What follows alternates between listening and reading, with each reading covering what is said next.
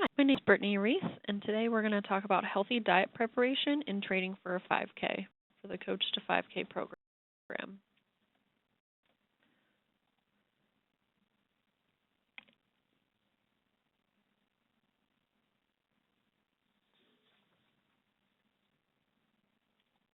Going requirements, you need to download the Coach to 5K app on your phone. Watch all 3 info sessions, of which this is one. Register for the race.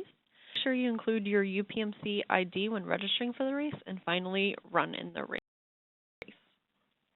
So the presentation today is to talk about a healthy eating pattern, what to eat pre-race, and also what to eat post-race. We're going to do some healthy nutrition. As you know, there's 3 macronutrients. Those are carbohydrates, protein, and fat. We eat a variety of them in our diet, most of which are the carbohydrates. Next, our proteins and fats make up the remainder. Others to talk about in healthy nutrition are caffeine and fiber. There's some research that caffeine can help performance in certain situations, but as we'll go into later, if it's not part of your normal routine, you wouldn't want to add it to something on the day of the race. Same with fiber. Fiber is important. It's a carbohydrate, and it can also have some impact on our running capabilities or our race capabilities. Think about the fuel sources used in running. Whenever we run, it's an aerobic exercise, meaning that uses ATP or oxygen. Aerobic exercises are generally longer in duration. They mostly use carbohydrates and fats as fuel. And as our time increases, we generally use more fat and less carbohydrates. But for the purposes of our 5K, you would probably mostly use your carbohydrates. It was just a picture, kind of depicting how we create energy in our body. And this graphic kind of goes through in a very simplified schematic how the fat can be transformed into actual energy. So you can see fat on the left side, carbohydrates in the center, and proteins on the right. Our biggest source of fuel is carbohydrates, which is right in the center in purple, and that's what we're mostly using run, as previously stated. But we can also use fats, and as you can see, they play off of each other. And so if one is yang, we can make up for it with another one with limited results. Carbohydrates are the preferred energy source. And I go to fats. We don't always like to use our protein to get energy, because that means that we're breaking down our already muscles, and that can be really hard, especially whenever we're running. It'll make it harder to run. So there are different types of carbohydrates in our body. The first is glucose, which is the form that we normally think of. This is, what we think of when we get sugar tests, whenever you prick your finger, like what diabetics use, and it's in your bloodstream. So this is sugar that is readily available for our cells to use. Glycogen is also a form of carbohydrate. It is stored in the liver and muscles in bundles, and it's stored whenever we eat excess energy or excess carbohydrates. We only have a limited amount that we can store. Like on the slide, you can see it's only a little under 2,000 calories of carbohydrates that we can store in the liver, and we don't have that much circulating glucose as well. As having a high blood glucose can be indicative of diabetes and things of that nature. So it's not something we want to have more of in our body. But whenever we're running, we do need to have it as a fuel source. So glycogen can be converted into glucose, and that's why I also mentioned the stored form of glucose. Nutrition, getting right into that. This is for general, whenever you're doing your training runs or your run walks, however you're going to do your 5K, this is how you'd want to structure how you eat before then. Because ideally, what you do is you'd run it at the same time as the 5K is on a Sunday. And so, if you always eat the same things and you run at the same time, your body will get used to that and expect and know what is kind of happening. So a lot of this, you'll hear me repeat that if you did it during training, do it during now. So training nutrition, that's where really all of the healthy nutrition kind of starts. So it even starts before the race. So just like you train your muscles and your lungs to handle the 5K, we kind of train the rest of our body to understand how to convert, have the energy to run. So before a run, like similar to what we eat before the race day, mostly simple carbohydrates, low in fiber, low in fat, and a source of protein. So when I say eating before runs, this is about 60 minutes before.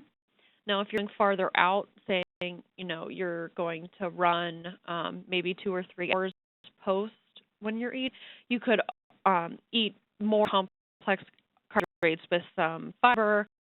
Fat, definitely still keep the source of protein, but especially 60 minutes before you're going to run, you'd want to try to eat more things that are easier to digest, because we don't want our body to be digesting the food that we just ate when we're trying to run. It could give us stomach aches, just be generally uncomfortable. And this is the time to play around with your timing. So, for some people, eating 60 minutes before is fine.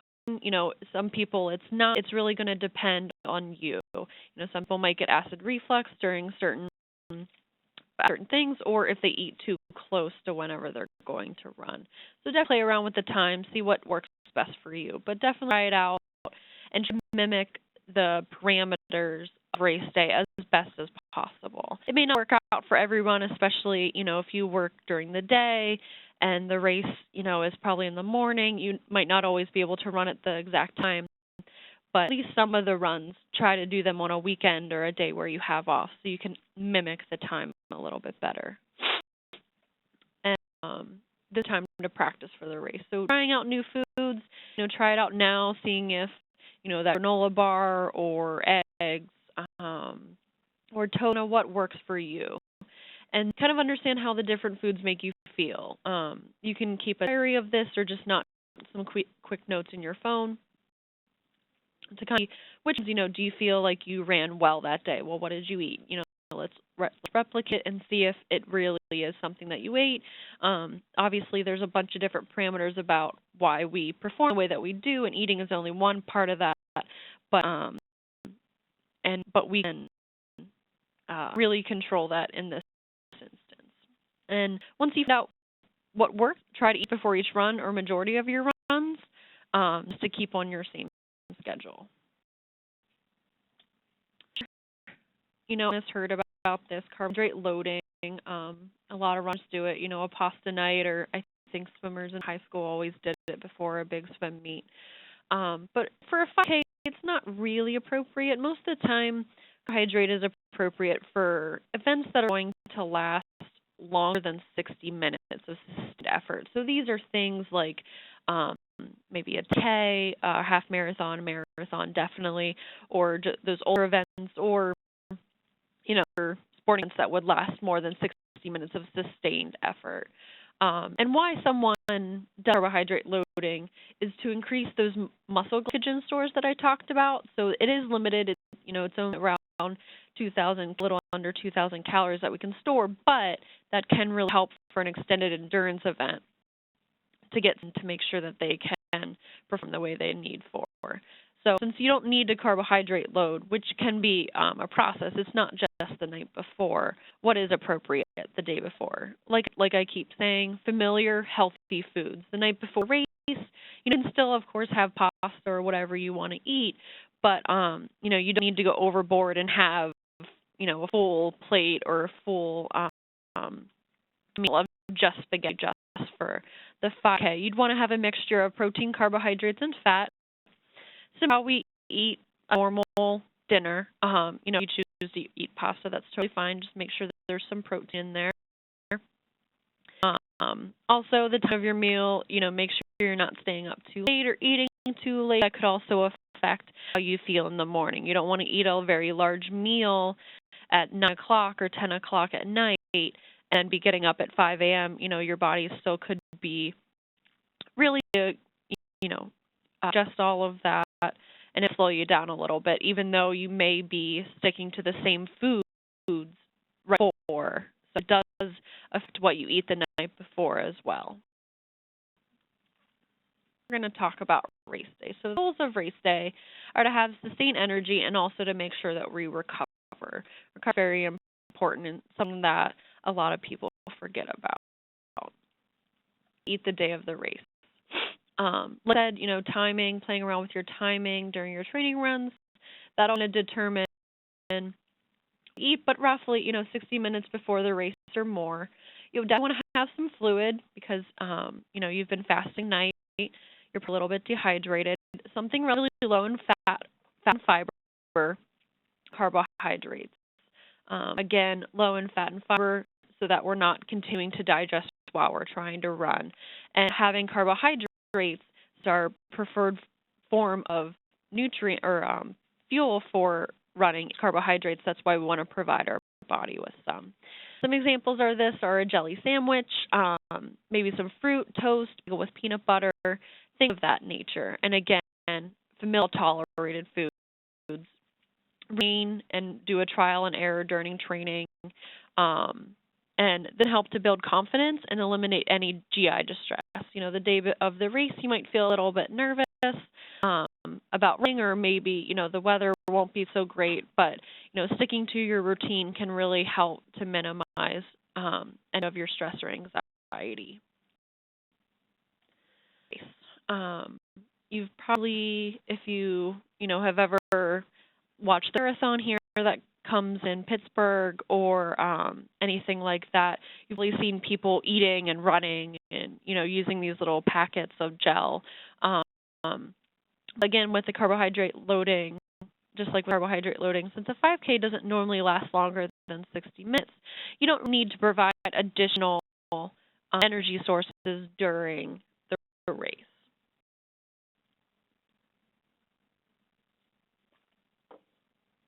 So what consume? You should probably have some type of fluid. Again, you're already going to be some fluid before the race. But you can have a water bottle, or if there's any water stations, taking a couple sips. You wouldn't want to gulp. You'd want to try to sip. It'll be probably the best, especially if you're not used to running and drinking, or if you're not used to drinking a little bit and then running after. You try to be very slow. Don't try to gulp like an 8-ounce drink or anything like that.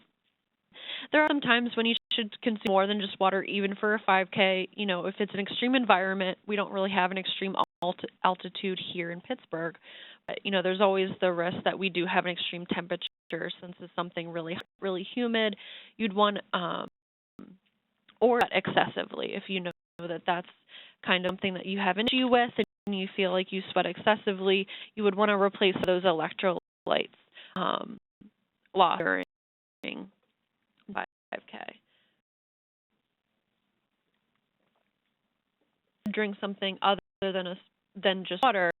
You want to choose a lower calorie option like G2 or something with 0 calories, such as vitamin water zero, because you can get all of that without the excess calories. You don't want to negate work you're doing with running, just consuming it in liquid form.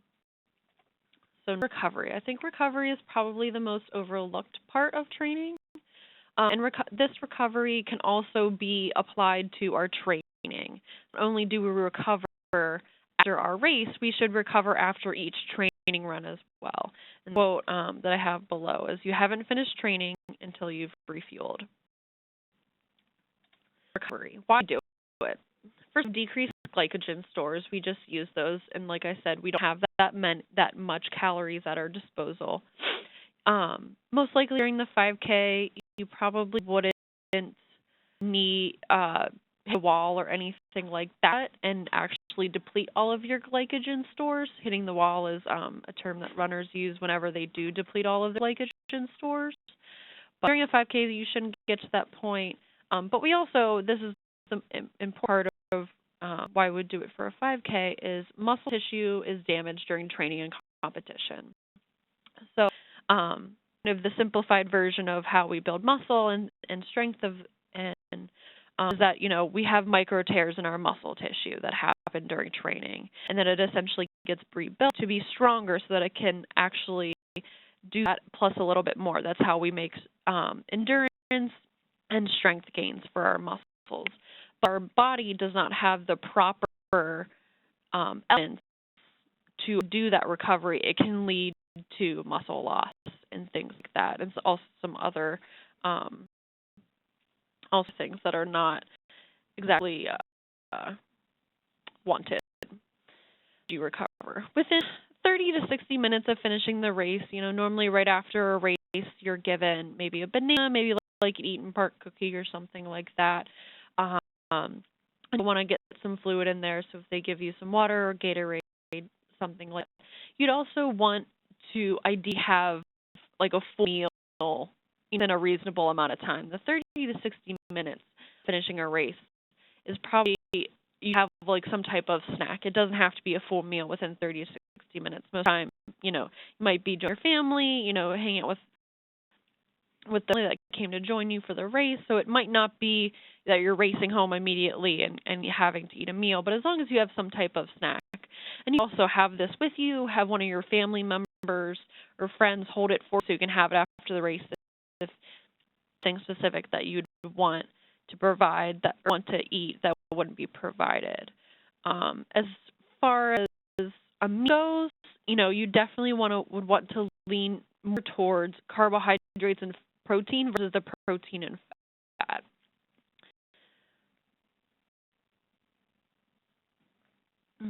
Just for recovery, again, the protein to help